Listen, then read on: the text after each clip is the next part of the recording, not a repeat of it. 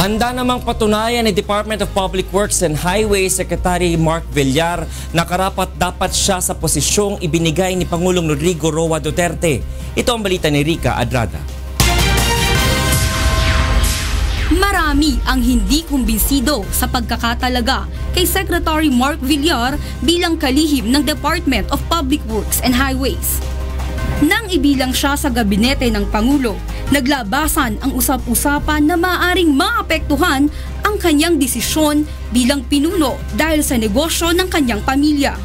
Sa eksklusibong panayam ni Kuya Daniel sa programang Get It Straight with Daniel Razon, ito ang kanyang tugon.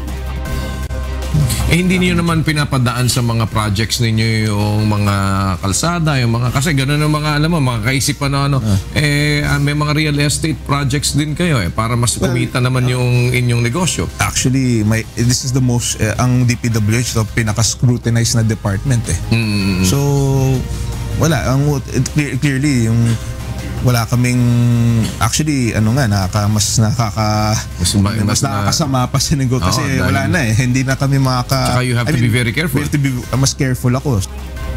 Ayon kay Villar, nakalatag na ang plano ng departamento upang mabigyang katuparan ang pangako ng administrasyong maisaayos ang infrastruktura at daloy ng trapiko sa Metro Manila at iba pang pangunahing probinsya sa bansa.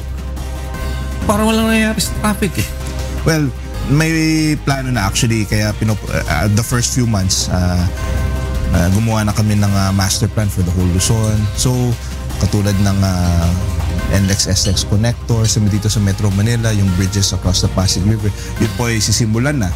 And I think pag tinatanong ako, sinasabi ko, give us 2 to 3 years.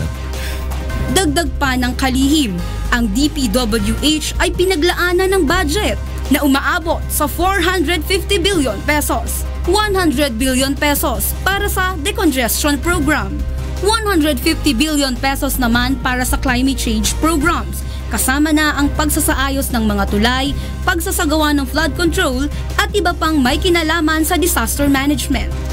Para kay Secretary Villar, sa loob ng 2 hanggang 3 taon ay may makikita ng pagbabago. Ano ang magiging pinaka-evident within 2 to 3 years? Ano yung pinaka pwede namin makikita na iyan sigurado? Well, you'll see the beginnings of ang may pangarap kami yung Luzon Spine Expressway Network. Yun ang series of 18 expressways. Yung iba existing na, yung iba pasimula pa lang, pero this year sisimulan na namin yung mga pending, this year next year sisimulan na namin para ma-connect ang northernmost, yung La Union, all the way to Bicol. At now, meron tayong about 350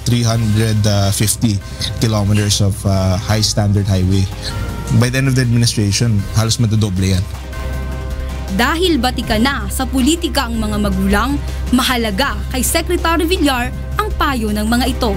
Meron ba sinabi sa'yo si Papa mo na never do this? One thing na never do this. Maybe a mistake I have done before that you must not commit.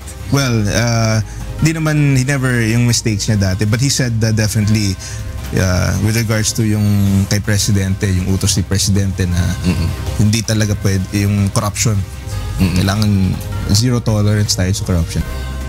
Para sa Get It Straight with Daniel Razon, Rica Adrada, UNTV News and Rescue, Quezon City.